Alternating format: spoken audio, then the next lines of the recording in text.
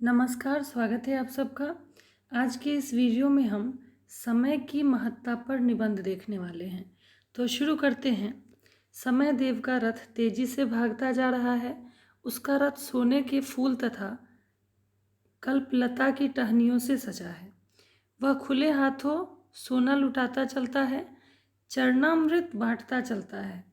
कोई जागरूक चाहे तो अपनी झोली मूल्यवान मणि माणिक्य से भर ले, कोई चाहे तो वरदानों के गंगाजल से अपने को अभिषिक्त कर ले।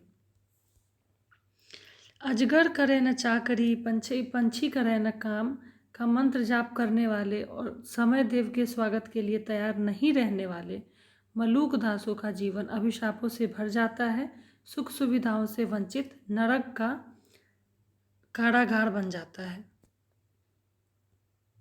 आखिर यह जीवन है क्या? कुछ क्षणों का जोड़ ही ना। प्रत्येक क्षण मानव को परमात्मा द्वारा दी गई सबसे बड़ी पूंजी है। एक एक क्षण की पूंजी यदि हमने गंवा दी तो जीवन का कारोबार ही चौपट हो जाएगा। यदि हमने समय का मधुर रस समुचित ढंग से नहीं पिया तो समय ही सारा रस पीकर हमें चूसी हुई नारंगी की तरह एक किनारे फेंक देगा। कहावत है, लेने योग्य, देने योग्य तथा करने योग्य कार्यों का संपादन जब शीघ्रता से नहीं होता तो उनका रस काल पी जाता है। समय का कारवां सामने से गुजर जाने पर लाख गुहार मचाने पर भी लौटता नहीं। समय चूककर पछताने से क्या लाभ, जब काल की चिड़िया ही हमारे जीवन का खेत चुग जाए। इसलिए महात्मा कबीर ने ठीक ही कहा है कि जो कल करना है उसे आज करो, जिसे आज करना है उसे अभी, बिल्कुल अभी करो। काल करे सो आज कर, आज करे सो अब, पल में प्रलय होएगा, बहुड़ी करेगा कब। पता नहीं अगले क्षण कौन देवी प्रकोप हमें निष्क्रिय बना जाए।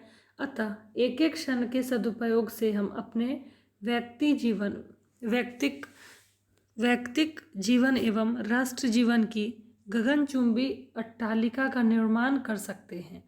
टाल मटोल समय का सबसे बड़ा शत्रु है। मन बहलाव में भी ऐसे खेलकूद होने चाहिए जिनमें हम में सहयोग और शारीरिक मानसिक शक्ति का विकास हो। किंतु गपशप, ताश, शतरंज आदि तो मन बहलाव के नाम पर मीठे धीमे जहर हैं, जिनसे हमारे समय और स्वास्थ्य का नाश होता है। हम में निठल्लेपन की आदत आती है। अतः व्यक्तिक जीवन को अथवा सामाजिक उसकी सफलता की एकमात्र कनक कुंजी है समय का सदुपयोग। एक एक क्षण को असरफी की तरह न गंवाना। सोना व्यर्थ फेंक नहीं देते, समय सोना है, टाइम इज मनी, अतः उसका दुरुपयोग हमें कंगाल बना देगा। जो छात्र अपना समय गंवाते हैं उनका परीक्षाफल उत्तम नहीं होता और फिर वे अपने जीवन में भी उत्तम न होकर निठल्ले होने के कारण उपेक्षा का कड़वा घूंट पीते रहते हैं। जो शिक्षक देर से कक्षा में प्रविष्ट होते हैं वे अपना समय तो नष्ट करते ही हैं, अपने छात्रों का भी समय नष्ट करते हैं और उन्हें लेट लतीफ़ी सिखाते हैं। जो नेता 1 लाख की भीड़ में 1 घंटा देर आते हैं वे राष्ट्र के 1 लाख घंटे नष्ट करते हैं। उतने समय में देश में एक बड़ा कारखाना निर्मित हो सकता है जिसके उत्पादन से पर्याप्त समृद्धि बरस सकती है। 1 मिनट की मुस्तैदी से विजय का सेहरा सिर पर बनता है और 1 मिनट की चूक से पराजय की खालिक लगती है।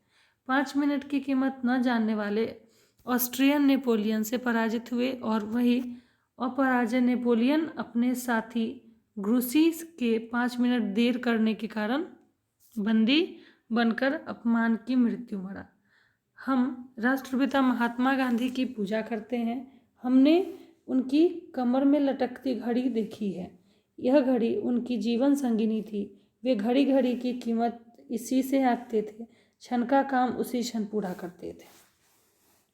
गया धन, गया जन, गया स्वास्थ्य किसी प्रकार लौट भी सकते हैं, किंतु जो समय प्रवाह एक बार गुजर गया वह कभी नहीं लौटता। जो व्यक्ति कठिनाइयों की